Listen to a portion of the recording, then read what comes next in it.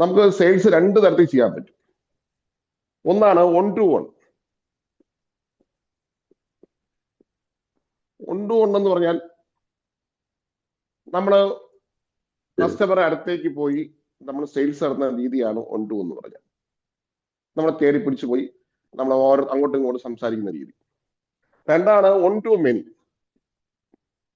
One two many എന്ന് പറഞ്ഞാൽ നമ്മൾ ഒരേ സമയം നമ്മൾ ഒരാളുണ്ടാവും, നമ്മൾ ഒരുപാട് ആൾക്കാരുടെ അടുത്തേക്ക് സെയിൽസ് നടത്തുന്ന രീതിയാണ് വൺ ടു മെനി എന്ന് പറയുന്നത്. ഇത് രണ്ടും ഒരേപോലെയല്ല ചെയ്യേണ്ടത്.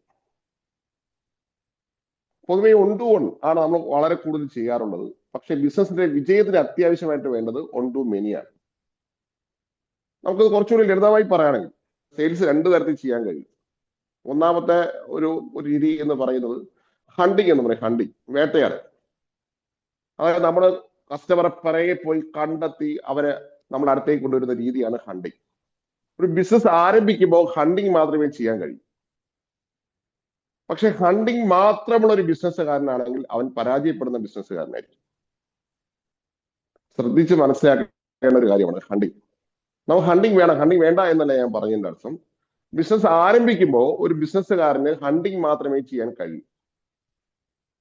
അവന് ബിസിനസ്സുകാരന്മാര് സ്വാഭാവികമായും ഒരു കസ്റ്റമർ അടുത്തേക്ക് പോയി നേരിട്ട് പോയി ചോദിച്ച് എന്റെ പ്രൊഡക്റ്റ് വാങ്ങൂ വാങ്ങൂ വാങ്ങൂ വാങ്ങൂ എന്ന് പറയുന്ന രീതിയാണ് ഹണ്ടിങ് എന്ന് പറയുന്നത്. ഒരു സ്റ്റാർട്ടിങ്ങിൽ ഇത് മാത്രമാണ് നമുക്ക് ചെയ്യാൻ കഴിയുക. ആദ്യമൊക്കെ നമുക്ക് മാർക്കറ്റിംഗ് അങ്ങനെ ചെയ്യാൻ കഴിയണം എന്നില്ല. പക്ഷേ രണ്ടാമത്താണ് ഫാമിംഗ്. ഫാമിംഗ് എന്ന് പറഞ്ഞാൽ നമ്മുടെ കസ്റ്റമറെ നമ്മൾ അടുത്തേക്ക് കൊണ്ടുവരിക. നമ്മൾ കൃഷി ചെയ്ത് വളർത്തി കുറെ കസ്റ്റമറെ ഉണ്ടാക്കുന്ന രീതിയാണ് ഫാമിംഗ് എന്ന് പറയുന്നത്.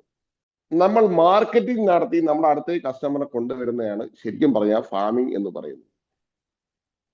നമ്മൾ സ്വന്തമായി നമ്മുടെ കസ്റ്റമറെ സൃഷ്ടിക്കുന്ന ആ കാഴ്ചപ്പാടിനാണ് ഫാമിംഗ് എന്ന് പറയുന്നത്.